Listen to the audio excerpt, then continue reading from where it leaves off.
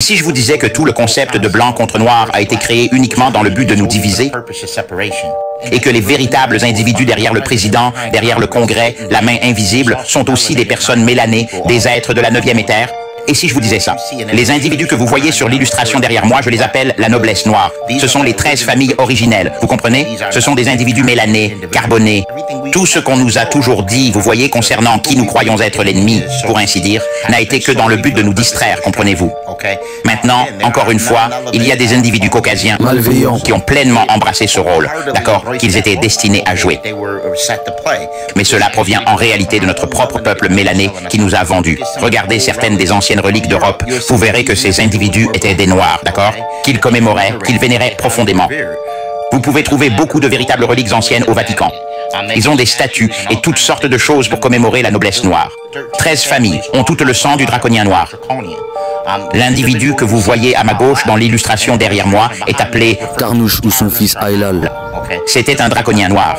C'est à lui que Ra Hayes fait référence quand il dit « ils nous ressemblent, mais ne sont pas nous ». Ce sont des reptiliens. Et parfois, ils ont des oreilles pointues et un pic de veuve comme trait génétique. Libérez l'ancien dieu, le docteur Malakazi York, il a parlé de ces entités dans les tablettes sacrées. Voici une représentation, d'accord, de comment ces individus se présentent. Ils sont reptiliens, ils sont métamorphes et ils sont noirs. Ils sont typiquement mélanés. Voici une représentation de comment certains d'entre eux pourraient ressembler. Ils nous ressemblent, mais ne sont pas nous. Voici un autre exemple. Reptilien noir, draconien noir. Ils ont pensé que s'ils pouvaient créer un ennemi pour nous, alors nous ne penserions pas à eux. C'est pourquoi l'un de leurs noms, ou plutôt nom de code, est la main cachée. C'est le plus grand secret dont la plupart des gens ne parlent pas. Tarnas voulait une forme de domination cosmique et quand il n'a pas pu accéder à sa demande, il est devenu complètement désagréable. Et il y en avait d'autres qui partageaient la même idéologie.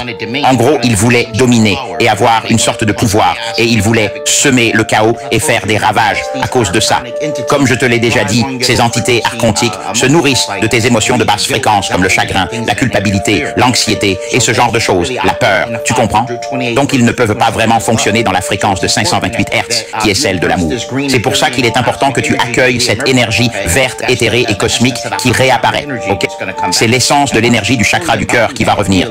Et une fois qu'on incarne pleinement ça, qu'on élimine tout racisme, toute haine, et qu'on marche vraiment dans le chakra du cœur, ok? En suivant les lois de Maat, avec un cœur léger comme une plume, mais en oubliant tout ce qu'on nous a appris à travers le processus d'endoctrinement concernant la dissimulation, alors on ascensionnera complètement, on accédera à notre chakra couronne et on récoltera tous les bienfaits d'un éveil de la Kundalini. On ne peut pas y arriver avec de la haine. Okay? Donc, contrairement à ce qu'on veut croire, on veut avoir un ennemi et ce genre de choses. C'est compréhensible, mais notre plus grand ennemi, c'est nous-mêmes. Et notre plus grand ennemi, c'est l'endoctrinement et cette fausse supercherie qu'on nous a racontée. Okay? Ça vient aussi de Yacoub. Okay? Souvenez-vous, il était l'auteur de la Tricknology, et beaucoup de ces idées qu'on suit encore aujourd'hui en découlent. Si vous adhérez à un concept de haine ou quelque chose dans ce genre, vous vous approchez en fait faites des enseignements et des idéologies de la Tricknology qui ont été orchestrées par Yacoub le scientifique. D'accord? Ce sont quelques-unes des doctrines qu'il a élaborées sur l'île de Patmos. Ok? C'est Yacoub qui a en fait orchestré et créé l'ennemi pour que nous ayons une forme d'adversité. D'accord? Que nous pouvons réellement voir pour camoufler les 13 familles, la noblesse noire qui a en fait manipulé tout ça, contrôlant toute cette matrice, opérant toute cette simulation derrière le voile. Souvenez-vous, les doux hériteront de la terre, et ceux qui se connectent vraiment à leur véritable soi primordial récolteront les bénéfices de l'ascension vers la 5e dimension, ok? Vous devez simplement aller à l'intérieur de vous-même.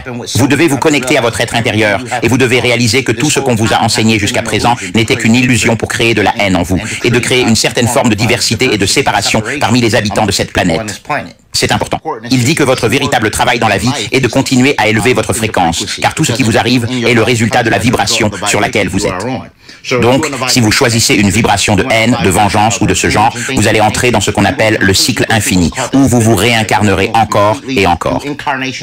L'astuce pour sortir de cette matrice est en fait d'accéder au chakra du cœur, ce qui vous permettra d'atteindre les plans dimensionnels supérieurs. Malheureusement, si vous restez dans ces basses fréquences, vous resterez coincé dans les royaumes inférieurs et les éthers inférieurs. Paix, amour et lumière à tous.